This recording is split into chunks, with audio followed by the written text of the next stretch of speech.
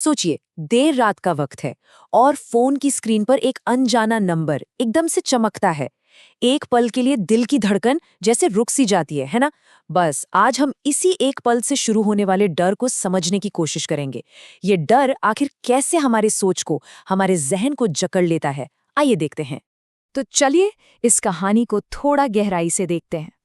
इसकी शुरुआत होती है एक बहुत ही आम लेकिन दिल दहला देने वाले पल से, और इसी से हमें ये समझने में मदद मिलेगी कि डर की रेसिपी असल में तैयार कैसे की जाती है।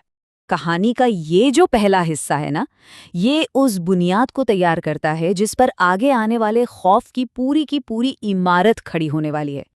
और यहाँ कहानी तेजी से आगे बढ़ती है। देखिए, एक बिल्कुल साधारण सी कॉल कुछ ही सेकंड्स में एक चौंकाने वाले दावे में बदल जाती है, और जो डर का मीटर है ना, वो अचानक से एकदम ऊपर चढ़ने लगता है। तो अब सवाल ये उठता है कि इस कहानी में सस्पेंस बनाने के लिए सबसे पहली और सबसे जरूरी तकनीक कौन सी इस्तेमाल हुई है। ये सब कुछ इस बारे में है कि किरदार को पूरी तरह से लाचार और असुरक्षित कैसे महसूस कराया जाए। देखिए, हॉरर की शुरुआत अक्सर हमारी सुरक्षा की भावना को छीनने से ही होती है। और सबसे बड़ी सुरक्षा क्या होती है?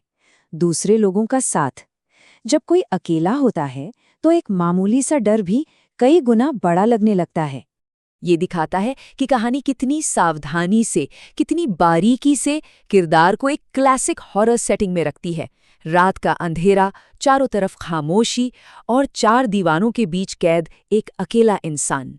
चलिए अब अगली परत पर चलते हैं और देखते हैं कि ये कहानी कैसे एक ऐसी चीज को, जिस पर हम सब इतना भरोसा करते हैं, उसे ही डर के सबसे बड़े हथियार में बदल देती है। और यही मॉडर्न हॉरर का असली सार है।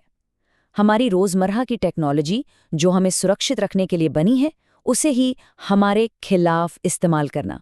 बस ये एक लाइन खतरे को एक अनजान रॉन्ग नंबर से बदलकर कुछ बेहद पर्सनल और डरावना बना देती है। अब ये कोई इत्तेफाक नहीं लगता, अब ये एक सोची समझी धमकी है जो सीधे सीधे किरदार पर निशाना साध रही है। तो अब हम कहानी के उस मोड़ पर पहुंचते हैं जहां डर फोन की स्क्रीन से निकलकर किरदार की असल दुनिया और उसके दिमाग के अंदर घुस जाता है। यहां असली डर सिर्फ शब्दों में नहीं है, बल्कि उस आदेश में है। ये एक भयानक चुनाव करने पर मजबूर करता है और जबरदस्त तनाव पैदा कर देता है। दिमाग सोचने लगता है, क्या पीछे सच में कोई है? और ये वो पल है जब सुरक्षित जगह की सीमा टूट जाती है। आवाज अब फोन पर नहीं, बल्कि कमरे के अंदर से आ रही है। खतरा बाहर नहीं है, बल्कि ठीक हमारे साथ है। ये आखिरी मैसेज एक मास्टर स्ट्रोक है। सही मायनों में ये कहानी की चौथी दीवार को तोड़ता है और खतरे को सीधे सुनने या पढ़ने वाले की तरफ मोड़ देता है।